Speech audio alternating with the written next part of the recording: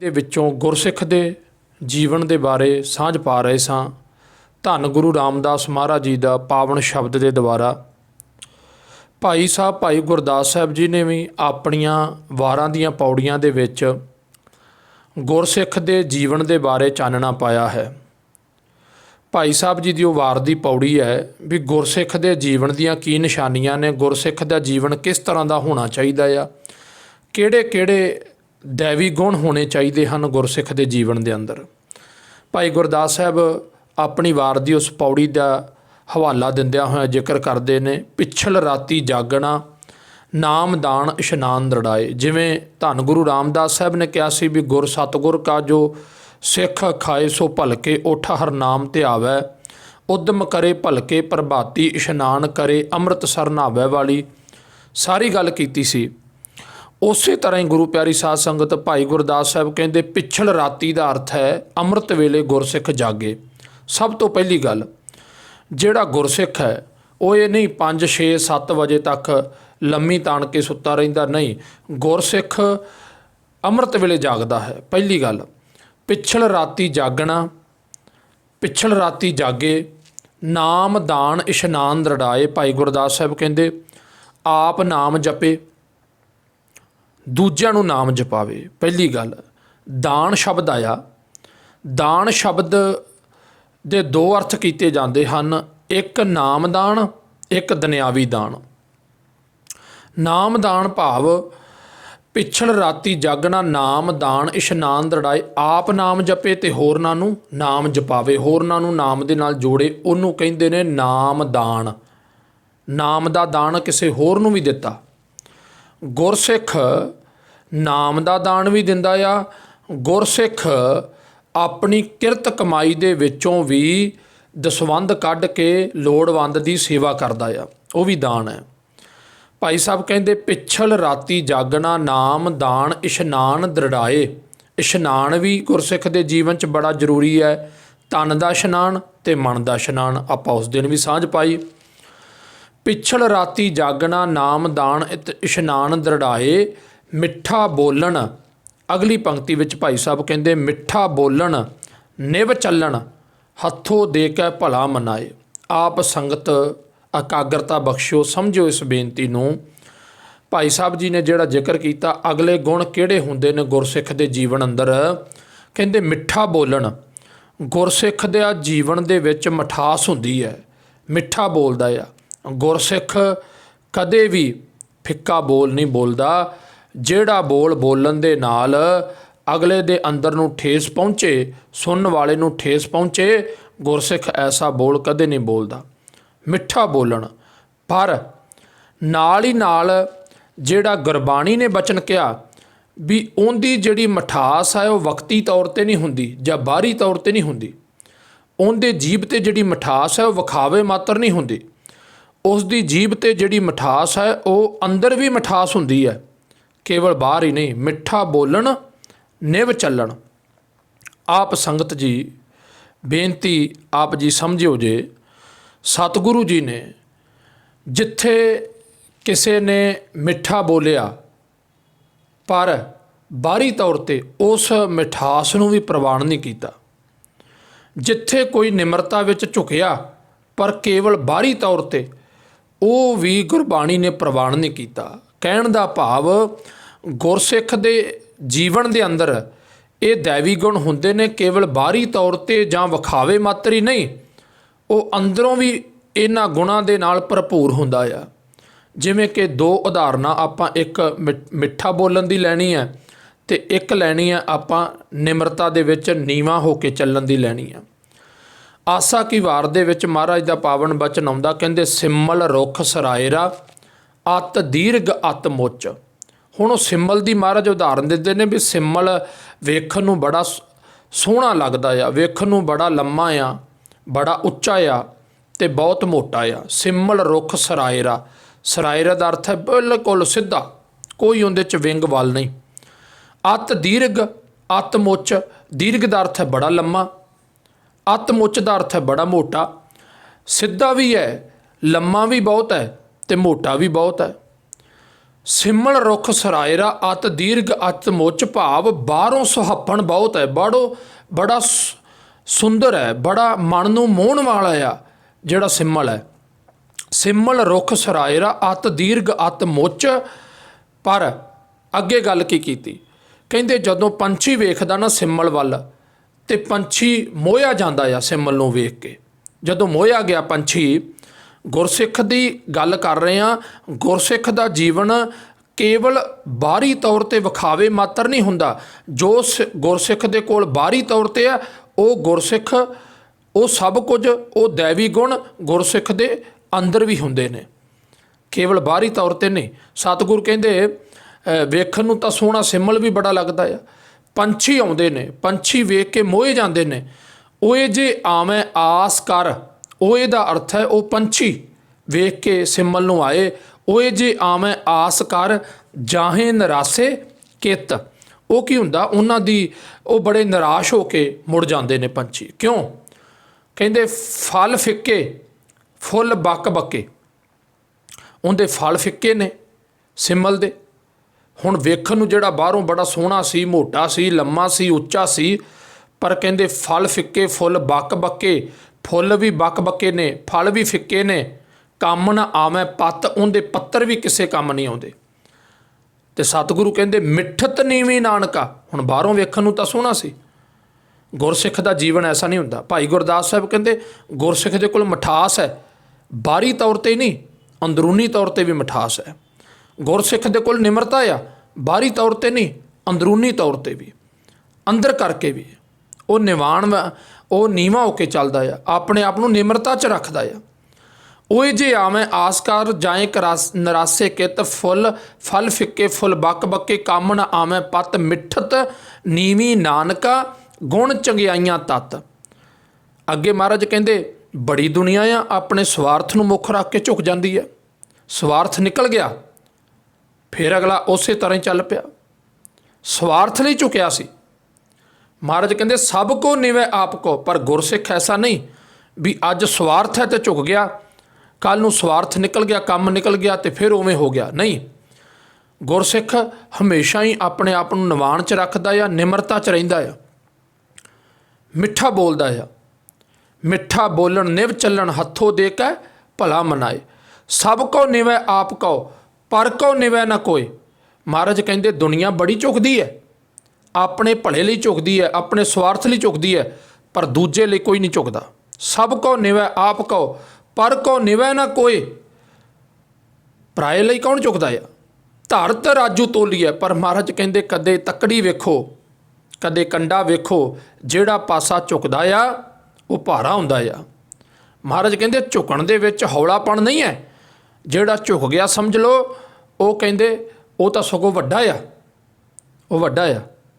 ਇਸ ਲਈ ਸਤਿਗੁਰੂ ਕਹਿੰਦੇ ਧਰਤ ਰਾਜੂ ਤੋਲੀਐ, ਨਿਵੈ ਸੋ ਗੌਰਾ ਹੋਏ। ਪਰ ਮਹਾਰਾਜ ਅੱਗੇ ਜਿਨ੍ਹਾਂ ਨੇ ਵਕਤੀ ਤੌਰ 'ਤੇ ਝੁਕੇ, ਜਿਹੜੇ ਬਾਹਰੀ ਤੌਰ 'ਤੇ ਕੁਝ ਸਮੇਂ ਲਈ ਝੁਕੇ, ਅੰਦਰ ਉਹਨਾਂ ਦੇ ਨਿਮਰਤਾ ਨਹੀਂ ਸੀ, ਪਾਤਸ਼ਾਹ ਨੇ ਉਹਨਾਂ ਦੇ ਪ੍ਰਥਾਏ ਵੀ ਕਹਿ ਦਿੱਤਾ ਅਪਰਾਧੀ ਦੂਣਾ ਨਿਵੈ। ਮਹਾਰਾਜ ਕਹਿੰਦੇ ਝੁਕਦਾ ਤਾਂ ਅਪਰਾਧੀ ਵੀ ਹੈ। ਅਪਰਾਧੀ ਦੂਣਾ ਨਿਵੈ ਜਿਉਂ ਹੰਤਾ ਮਰਗਾਹੇ। ਹੁਣ ਜਿਹੜੇ ਸ਼ਿਕਾਰੀ ਹੈ, ਸ਼ਿਕਾਰੀ ਦੀ ਨਿਮਰਤਾ ਨੂੰ ਝੁਕਣ ਨੂੰ ਕੀ ਨਿਮਰਤਾ ਕਿਹਾ ਜਾ ਸਕਦਾ ਹੈ? ਨਹੀਂ, ਝੁਕਦਾ ਸ਼ਿਕਾਰੀ ਵੀ ਹੈ, ਪਰ ਸ਼ਿਕਾਰੀ ਦੇ ਝੁਕਣ ਪਿੱਛੇ ਵੀ ਕਿਸੇ ਦਾ ਕਤਲ ਲੁਕਿਆ ਹੋਇਆ ਆ, ਖੋਟ ਹੈ ਉਹਦੇ ਝੁਕਣ ਪਿੱਛੇ ਵੀ। ਉਹਨੇ ਸ਼ਿਕਾਰ ਕਰਨਾ ਆ, ਉਹ ਗੋਡਿਆਂ ਪਰਨੇ ਝੁਕ ਕੇ ਨਿਸ਼ਾਨਾ ਲਾਉਣ ਲਈ ਝੁਕਦਾ ਆ। ਅਪਰਾਧੀ ਦੂਣਾ ਨਿਵੈ ਜਿਉਂ ਹੰਤਾ ਮਰਗਾਹੇ, ਸੀਸ ਨਵਾਇਆ ਕਿਆ ਥੀਐ ਜਾਂ ਹਿਰਦੈ ਕਸੁੱਧੇ ਜਾਹੇ। ਕਹਿੰਦੇ ਉਹ ਸੀਸ ਵੀ ਝੁਕਾਉਣ ਦਾ ਕੀ ਫਾਇਦਾ ਜਦੋਂ ਹਿਰਦਾ ਤਾਂ ਝੁਕਿਆ ਹੀ ਨਹੀਂ, ਹਿਰਦਾ ਤਾਂ ਪੁੱਠਾ ਚੱਲਦਾ ਪਿਆ ਆ। ਗੁਰੂ ਪਿਆਰੀ ਸਾਧ ਸੰਗਤ, ਇੱਕ ਬਚਨ ਆਉਂਦਾ ਕਬੀਰ ਸਾਹਿਬ ਦਾ, ਗੁਰੂ ਪਿਆਰਿਓ ਫਰੀਦ ਸਾਹਿਬ ਦਾ ਵਾਹਿਗੁਰੂ, ਫਰੀਦਾ ਕੰਨ ਮਸੱਲਾ ਸੂਫ ਗਲ। ਹੁਣ ਫਰੀਦ ਸਾਹਿਬ ਨੇ ਵੀ ਉੱਥੇ ਗੱਲ ਕੀਤੀ, ਕਹਿੰਦੇ ਬਾਹਰੋਂ ਬੰਦੇ ਕੋਲ ਸਾਰਾ ਧਰਮੀ ਪਹਿਰਾਵਾ ਆ, ਧਰਮੀ ਬਾਣਾ ਆ ਬਾਹਰੋਂ ਬੰਦੇ ਕੋਲ, ਪਰ ਅੰਦਰ ਕੀ ਹੈ? ਕਹਿੰਦੇ ਅੰਦਰ ਉਹ ਧਰਮ ਨਹੀਂ। ਫਰੀਦਾ ਕੰਨ ਮਸੱਲਾ, ਕੰਨ ਦਾ ਅਰਥ ਹੈ ਮੋਢਾ, ਮਸੱਲਾ ਰੱਖਿਆ ਹੋਇਆ ਮੋਢੇ 'ਤੇ। ਉਹ ਮਸੱਲਾ ਜਿਹੜਾ ਨਮਾਜ਼ ਪੜ੍ਹਨ ਦੇ ਲਈ, ਨਮਾਜ਼ ਅਦਾ ਕਰਨ ਦੇ ਲਈ ਵਿਛਾਇਆ ਜਾਂਦਾ ਉਹ ਰੱਖਿਆ। ਭਾਵ ਸਾਰੀ ਜਿੰਨੀ ਵੀ ਗੱਲ ਕੀਤੀ ਫਰੀਦ ਸਾਹਿਬ ਨੇ ਇਸ ਸਲੋਕ ਦੇ ਵਿੱਚ ਉਹ ਇੱਕ ਧਰਮੀ ਪੁਰਸ਼ ਦੀ ਕੀਤੀ। ਫਰੀਦਾ ਕੰਨ ਮਸੱਲਾ ਸੂਫ ਗਲ, ਬੜੀਆਂ ਰੱਬ ਦੀਆਂ ਗੱਲਾਂ ਕਰਦਾ ਹੈ, ਰੱਬੀ ਗੱਲਾਂ ਕਰਦਾ, ਸਿਆਣੀਆਂ ਸਿਆਣੀਆਂ ਗੱਲਾਂ ਕਰਦਾ ਆਪਣੇ ਇਸ ਜੀਭ ਦੇ ਨਾਲ, ਇਸ ਗਲੇ ਦੇ ਨਾਲ। ਫਰੀਦਾ ਕੰਨ ਮਸੱਲਾ ਸੂਫ ਗਲ ਦਿਲ ਕਾਤੀ ਗੁੜਵਾਤ। ਬਚਨ ਸੁਣਿਓ, ਦਿਲ ਕਾਤੀ, ਦਿਲ ਦਾ ਅਰਥ ਹੈ ਅੰਦਰ ਕੈਂਚੀ ਰੱਖੀ ਬੈਠਾ ਆ। ਗੁੜਵਾਤ, ਪਰ ਗੱਲਾਂ ਗੁੜ ਵਰਗੀਆਂ ਮਿੱਠੀਆਂ ਨੇ। ਤਾਂ ਦਾਸ ਬੇਨਤੀ ਕਰ ਰਿਹਾ, ਗੁਰਸਿੱਖ ਬਾਹਰੀ ਤੌਰ 'ਤੇ ਜੇ ਮਿੱਠਾ ਬੋਲਦਾ ਆ ਤੇ ਉਹਦੇ ਅੰਦਰ ਕੜੱਤਨ ਨਹੀਂ, ਉਹ ਅੰਦਰੋਂ ਵੀ ਮਿੱਠਾ ਆ। ਗੁਰਸਿੱਖ ਬਾਹਰੀ ਤੌਰ 'ਤੇ ਝੁਕਦਾ ਪਿਆ ਆ, ਉਹ ਵਿਖਾਵੇ ਮਾਤਰ ਜਾਂ ਪਖੰਡ ਮਾਤਰ ਨਹੀਂ ਝੁਕਦਾ। ਗੁਰਸਿੱਖ ਗੁਰੂ ਪਿਆਰਿਓ ਨਿਮਰਤਾ ਦੇ ਵਿੱਚ ਰਹਿੰਦਾ ਹੈ। ਇਸ ਲਈ ਸਤਿਗੁਰੂ ਕਹਿੰਦੇ ਜਿਹੜੇ ਐਸੇ ਵੀ ਦੁਨੀਆ 'ਤੇ ਸੰਸਾਰ 'ਤੇ ਲੋਕ ਨੇ ਜਿਹੜੇ ਵਕਤੀ ਤੌਰ 'ਤੇ ਮਿੱਠਾ ਬੋਲਦੇ ਨੇ ਪਰ ਅੰਦਰ ਕੈਂਚੀ ਹੈ। ਬਾਹਰੋਂ ਪਹਿਰਾਵਾ ਧਰਮ ਦਾ ਆ ਪਰ ਅੰਦਰ ਕੈਂਚੀ ਹੈ, ਅੰਦਰ ਖੋਟ ਹੈ। ਫਰੀਦਾ ਕੰਨ ਮਸੱਲਾ ਸੂਫ ਗਲ ਦਿਲ ਕਾਤੀ ਗੁੜਵਾਤ, ਬਾਹਰ ਦਿਸੈ ਚਾਨਣਾ ਦਿਲ ਅੰਧਿਆਰੀ ਰਾਤ। ਕਹਿੰਦੇ ਦਿਲ ਦੇ ਵਿੱਚ ਤਾਂ ਹਨੇਰਾ ਹੀ ਹਨੇਰਾ ਆ, ਭਾਵ ਬੁਰਾ ਹੀ ਸੋਚਣਾ ਆ। ਇਸ ਲਈ ਗੁਰੂ ਪਿਆਰੀ ਸਾਧ ਸੰਗਤ ਜੀਓ, ਮਿੱਠਾ ਬੋਲਣ ਗੁਰਸਿੱਖ ਦੀ ਨਿਸ਼ਾਨੀ ਜੀਵਨ ਦੀ।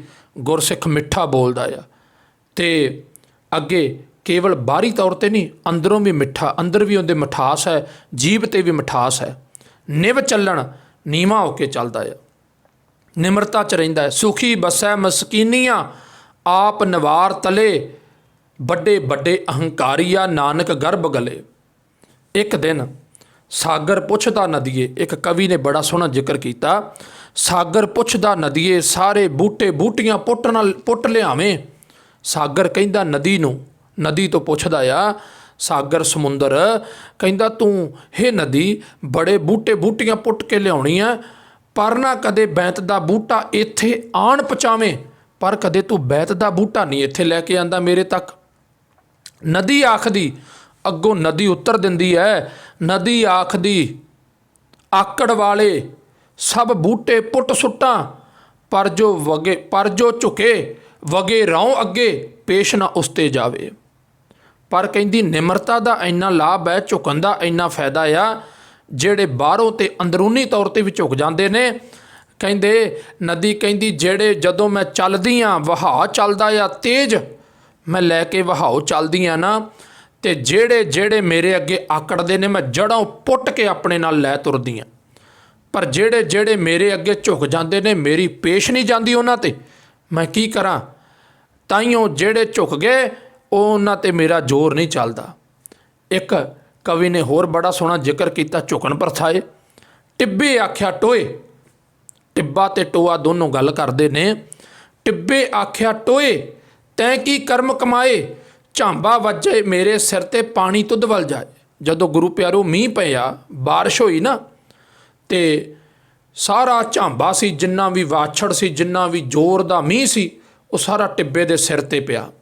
ਪਰ ਟਿੱਬੇ 'ਤੇ ਪਾਣੀ ਖੜਾ ਥੋੜ੍ਹੀ ਹੈ, ਸਾਰਾ ਪਾਣੀ ਨਿਵਾਣ ਵੱਲ ਚਲਾ ਗਿਆ। ਟਿੱਬੇ ਦੀਆਂ ਜੜ੍ਹਾਂ 'ਚ ਟੋਆ ਸੀ, ਉੱਥੇ ਚਲਾ ਗਿਆ, ਟੋਆ ਪਾਣੀ ਨਾਲ ਭਰ ਗਿਆ। ਟਿੱਬਾ ਅਤੇ ਟੋਆ ਦੋਨੋਂ ਗੱਲਾਂ ਕਰਦੇ। ਟਿੱਬਾ ਕਹਿੰਦਾ ਟਿੱਬੇ ਆਖਿਆ ਟੋਏ ਤੈਂ ਕੀ ਕਰਮ ਕਮਾਏ, ਤੂੰ ਇਹੋ ਜਿਹੇ ਕਿਹੜੇ ਕੰਮ ਕੀਤੇ, ਝਾਂਬਾ ਵੱਜੇ ਮੇਰੇ ਸਿਰ 'ਤੇ, ਝਾਂਬਾ ਮੇਰੇ ਸਿਰ 'ਤੇ ਵੱਜਦਾ ਹੈ, ਪਾਣੀ ਤੁਧ ਵੱਲ ਜਾਏ। ਟੋਆ ਅੱਗੋਂ ਬੋਲਦਾ ਟੋਏ ਆਖਿਆ ਨੀਵੇਂ ਰਹੀਏ, ਟੋਏ ਆਖਿਆ ਨੀਵੇਂ ਹੋਈਏ, ਰਹੀਏ ਬੜੇ ਸੁਖਾਲੇ, ਰੁੱਖ ਹਨੇਰੀ ਡੇਗੀ ਜਾਏ, ਘਾਹ ਆਨੰਦ ਮਨਾਏ। ਟੋਆ ਕਹਿੰਦਾ ਨਿਮਰਤਾ 'ਚ ਰਹਿਣ ਦਾ ਲਾਭ ਹੀ ਬੜਾ ਆ ਸੱਜਣਾ, ਤੈਨੂੰ ਕੀ ਦੱਸਾਂ। ਨਿਮਰਤਾ 'ਚ ਰਹਿਣ ਦਾ ਫਾਇਦਾ ਬੜਾ ਮਿੱਤਰਾ, ਤੈਨੂੰ ਕੀ ਦੱਸਾਂ। ਝੁਕ ਕੇ ਰਹਿਣ ਦਾ ਸਵਾਦ ਹੀ ਵੱਖਰਾ ਆ। ਕਹਿੰਦਾ ਵੇਖ ਵੱਡੇ ਵੱਡੇ ਰੁੱਖ ਜਦੋਂ ਹਨੇਰੀ ਚੱਲਦੀ ਹੈ ਨਾ, ਵੱਡੇ ਵੱਡੇ ਰੁੱਖਾਂ ਨੂੰ ਜੜ੍ਹਾਂ ਤੋਂ ਉਖਾੜ ਦਿੰਦੀ ਹੈ, ਪਰ ਕਦੇ ਹਨੇਰੀ ਨੇ ਘਾਹ ਪੁੱਟਿਆ ਨਹੀਂ ਪੁੱਟਿਆ। ਘਾਹ 'ਤੇ ਹਨੇਰੀ ਦਾ ਵੀ ਜ਼ੋਰ ਨਹੀਂ ਚੱਲਦਾ, ਵੱਡੇ ਵੱਡੇ ਕਹਾਉਣ ਵਾਲਿਆਂ ਨੂੰ ਹਨੇਰੀ ਵੀ ਜੜ੍ਹਾਂ ਤੋਂ ਪੁੱਟ ਜਾਂਦੀ ਹੈ। ਇਸ ਲਈ ਗੁਰੂ ਪਿਆਰੀ ਸਾਧ ਸੰਗਤ ਗੁਰਸਿੱਖ ਦੇ ਜੀਵਨ ਬਾਰੇ ਸਾਂਝ ਪਾ ਰਹੇ। ਮਿੱਠਾ ਬੋਲਣ, ਨਿਵ ਚੱਲਣ, ਨਿਮਰਤਾ 'ਚ ਰਹਿੰਦਾ ਆ, ਨਿਮਾਣਾ ਬਣ ਕੇ ਰਹਿੰਦਾ ਆ, ਉਹ ਆਪਣਾ ਆਪ ਜਣਾਉਂਦਾ ਨਹੀਂ। ਮਿੱਠਾ ਬੋਲਣ, ਨਿਵ ਚੱਲਣ, ਹੱਥੋਂ ਦੇ ਕੇ ਭਲਾ ਮਨਾਏ, ਹੱਥੋਂ ਦੇ ਕੇ ਭਲਾ ਮਨਾਉਂਦਾ ਆ। ਹੱਥੋਂ ਦੇ ਕੇ ਨਾ ਉਹਦੀ ਆਸ ਨਹੀਂ ਰੱਖਦਾ। ਕਬੀਰ ਜੀ ਨੇ ਕਿਹਾ, ਕਬੀਰ ਸਭ ਤੇ ਹਮ ਬੁਰੇ। ਕਬੀਰ ਜੀ ਕਹਿੰਦੇ ਅਸੀਂ ਤਾਂ ਇਸ ਅਵਸਥਾ ਦੇ ਮਾਲਕ ਹਾਂ, ਅਤੇ ਉਹ ਸਾਡਾ ਮਿੱਤਰ ਆ ਜਿਹੜਾ ਇਸ ਅਵਸਥਾ ਦੇ ਵਿੱਚ ਆਪ ਜ਼ਿੰਦਗੀ ਜਿਉਂਦਾ ਆ, ਜਿਹੜਾ ਕਹਿੰਦਾ ਮੈਂ ਬੁਰਾ ਹਾਂ, ਮੈਂ ਚੰਗਾ ਨਹੀਂ। ਕਬੀਰ ਸਭ ਤੇ ਹਮ ਬੁਰੇ, ਹਮ ਤਜ, ਸਾਨੂੰ ਛੱਡ ਕੇ ਸਾਰੇ ਹੀ ਚੰਗੇ ਨੇ। ਕਬੀਰ ਸਭ ਤੇ ਹਮ ਬੁਰੇ, ਹਮ ਤਜ ਭਲੋ ਸਭ ਕੋਏ, ਜਿਨ ਐਸਾ ਕਰ ਬੂਝਿਆ ਮੀਤ ਹਮਾਰਾ ਹੋਏ। ਇੱਥੇ ਦੁਨੀਆ ਕਹਿੰਦੀ ਮੈਂ ਚੰਗਾ ਮੈਂ ਚੰਗਾ, ਪਰ ਕਬੀਰ ਸਾਹਿਬ ਨੇ ਕਿਹਾ ਨਹੀਂ। ਕਬੀਰ ਜੀ ਕਹਿੰਦੇ ਜਿਹੜਾ ਕਹਿੰਦਾ ਨਾ ਮੈਂ ਮਾੜਾ ਬਾਕੀ ਦੁਨੀਆ ਚੰਗੀ, ਕਹਿੰਦੇ ਉਹ ਸਾਡਾ ਮਿੱਤਰ ਹੈ। ਹੱਥੋਂ ਦੇ ਕੇ ਭਲਾ ਮਨਾਏ। ਅੱਗੇ ਬਚਨ ਕਿਹਾ, ਥੋੜਾ ਸਵਣਾ ਖਾਵਣਾ ਥੋੜਾ, ਬੋਲਣ ਗੁਰਮਤਿ ਪਾਏ। ਗੁਰੂ ਪਿਆਰਿਓ, ਅੱਗੇ ਗੁਰਸਿੱਖ ਥੋੜਾ ਖਾਂਦਾ ਆ, ਸੌਂਦਾ ਵੀ ਥੋੜਾ ਆ, ਲੋੜ ਮੁਤਾਬਕ ਖਾਣਾ, ਖਾਣ ਵਾਸਤੇ ਨਹੀਂ ਜਿਉਂਦਾ, ਜਿਉਣ ਵਾਸਤੇ ਖਾਂਦਾ ਆ ਗੁਰਸਿੱਖ ਹੈ ਜਿਹੜਾ। ਦੂਜੀ ਗੱਲ, ਉਹ ਓਨਾ ਕੁ ਸੌਂਦਾ ਆ ਜਿੰਨੀ ਕੁ ਸਰੀਰ ਨੂੰ ਲੋੜ ਹੈ। ਬਾਕੀ ਥੋੜਾ ਸਵਣਾ ਖਾਵਣਾ ਥੋੜਾ, ਬੋਲਦਾ ਵੀ ਥੋੜਾ ਆ ਗੁਰਸਿੱਖ, ਸੌਂਦਾ ਵੀ ਥੋੜਾ ਆ ਗੁਰਸਿੱਖ, ਅਤੇ ਖਾਂਦਾ ਵੀ ਥੋੜਾ ਆ। ਬੋਲਣ ਗੁਰਮਤਿ ਪਾਏ, ਗੁਰੂ ਦੀ ਮੱਤ 'ਤੇ ਰਹਿ ਕੇ, ਗੁਰੂ ਦੀ ਮੱਤ 'ਤੇ ਚੱਲ ਕੇ ਜੀਵਨ ਜਿਉਂਦਾ ਆ। ਅੱਗੇ ਭਾਈ ਸਾਹਿਬ ਕਹਿੰਦੇ, ਘਾਲ ਖਾਏ ਸੁਕ੍ਰਿਤ ਕਰੈ, ਵੱਡਾ ਹੋਏ ਨਾ ਆਪ ਗਨਾਏ। ਪਿੱਛੇ ਗਿਆ ਸੀ ਹੱਥੋਂ ਦੇ ਕੇ ਭਲਾ ਮਨਾਏ, ਪਰ ਇੱਥੇ ਕਿਹਾ ਕਹਿੰਦੇ ਘਾਲ ਖਾਏ। ਘਾਲ ਦਾ ਮਤਲਬ ਹੈ ਕਿਰਤ ਕਮਾਈ ਕਰਕੇ ਖਾਂਦਾ ਆ, ਆਪਣਾ ਨਿਰਵਾਹ ਕਰਦਾ। ਘਾਲ ਖਾਏ ਸੁਕ੍ਰਿਤ ਕਰੈ, ਦਸਾਂ ਨੌਹਾਂ ਦੀ ਧਰਮ ਦੀ ਕਿਰਤ ਕਰਦਾ ਆ, ਉਹਦੇ ਵਿੱਚੋਂ ਵੀ ਦਸਵੰਧ ਕੱਢਦਾ ਗੁਰੂ ਦਾ, ਗੁਰੂ ਦੇ ਵਾਸਤੇ ਕੱਢਦਾ ਆ। ਘਾਲ ਖਾਏ ਸੁਕ੍ਰਿਤ ਕਰੈ, ਵੱਡਾ ਹੋਏ ਨਾ ਆਪ ਗਨਾਏ। ਵੱਡਾ ਬਣ ਕੇ ਵੀ ਆਪਣੇ ਆਪ ਨੂੰ ਜਣਾਉਂਦਾ ਨਹੀਂ ਵੀ ਮੈਂ ਕੁਝ ਹਾਂ, ਆਪਣੇ ਆਪ ਨੂੰ ਛੁਪਾ ਕੇ ਰੱਖਦਾ ਆ। ਗੁਰੂ ਪਿਆਰੀ ਸਾਧ ਸੰਗਤ ਜੀਓ, ਅੱਗੇ ਕਿਹਾ ਬਚਨ, ਕਹਿੰਦੇ ਸਾਧ ਸੰਗਤ ਮਿਲ ਗਾਮ ਦੇ, ਰਾਤ ਦੇਹ ਨਿਤ ਚੱਲ ਚੱਲ ਜਾਏ। ਰਾਤ ਹੋਵੇ ਦਿਨ ਹੋਵੇ, ਸੰਗਤ ਵਿੱਚ ਜੁੜ ਕੇ ਉਹ ਪਰਮਾਤਮਾ ਦੇ ਨਾਮ ਦੀ ਕਮਾਈ ਕਰਦਾ ਆ। ਕਿਹੜੀ ਕਮਾਈ? ਭਾਈ ਗੁਰਦਾਸ ਕਹਿੰਦੇ ਸ਼ਬਦ ਸੁਰਤ ਪਰਚਾ ਕਰੈ, ਸਤਿਗੁਰ ਪਰਚੈ ਮਨ ਪਰਚਾਏ। ਆਪਣੀ ਸੁਰਤ ਨੂੰ ਸ਼ਬਦ ਦੇ ਵਿੱਚ ਜੋੜਦਾ ਆ, ਕਿਉਂਕਿ ਸ਼ਬਦ ਗੁਰੂ ਸਿੱਖ ਦਾ ਗੁਰੂ ਹੈ। ਸ਼ਬਦ ਗੁਰੂ, ਬਾਣੀ ਗੁਰੂ, ਗੁਰੂ ਹੈ ਬਾਣੀ ਵਿੱਚ, ਬਾਣੀ ਅੰਮ੍ਰਿਤ ਸਾਰੇ, ਸ਼ਬਦ ਗੁਰੂ। ਇਸ ਲਈ ਉਹ ਸ਼ਬਦ ਦੇ ਵਿੱਚ ਨਾ ਸੁਰਤ ਜੋੜਦਾ ਆ। ਸ਼ਬਦ ਸੁਰਤ ਪਰਚਾ ਕਰੈ, ਸਤਿਗੁਰ ਪਰਚੈ ਮਨ ਪਰਚਾਏ। ਸਤਿਗੁਰੂ ਵਿੱਚ ਆਪਣੇ ਮਨ ਨੂੰ ਜੋੜ ਕੇ ਆਪਣੇ ਮਨ ਨੂੰ ਪਰਚਾਈ ਰੱਖਦਾ ਆ ਸਤਿਗੁਰੂ ਦੇ ਸ਼ਬਦ ਦੇ ਵਿੱਚ। ਆਸਾ ਅੰਦਰ ਨਿਰਾਸ ਵਲਾਏ, ਜੀਵਨ ਦੇ ਵਿੱਚ ਰਹਿ ਕੇ ਉਹ ਨਿਸ਼ਕਾਮ ਹੋ ਕੇ, ਨਿਹਕਾਮੀ ਹੋ ਕੇ ਪਰਮਾਤਮਾ ਦੇ ਨਾਮ ਦੀ ਕਮਾਈ ਕਰਦਾ ਆ। ਗੁਰੂ ਪਿਆਰਿਓ, ਨਿਰਾਸ਼ ਦਾ ਇੱਥੇ ਅਰਥ ਦੁਖੀ ਨਹੀਂ, ਉਦਾਸ ਨਹੀਂ। ਨਿਰਾਸ਼ ਦਾ ਇੱਥੇ ਅਰਥ ਹੈ ਉਪਰਾਮ ਰਹਿ ਕੇ। ਜਿਹੜਾ ਗੱਲ ਜਿਹੜੇ ਬਚਨ ਸੁਖਮਣੀ ਸਾਹਿਬ ਦੇ ਵਿੱਚ ਮਹਾਰਾਜ ਨੇ ਕਹੇ, ਸੇਵਾ ਕਰਤ ਹੋਏ ਨਿਹਕਾਮੀ ਤਿਸਕਾ ਹੋਤ ਪ੍ਰਾਪਤ ਸੁਆਮੀ। ਇਹ ਗੁਰੂ ਸਿੱਖ ਦਾ, ਗੁਰੂ ਦੇ ਸਿੱਖ ਦਾ ਜੀਵਨ ਹੈ। ਗੁਰੂ ਪਿਆਰੀ ਸਾਧ ਸੰਗਤ, ਆਪ ਇਤਨੀਆਂ ਕਰੀਆਂ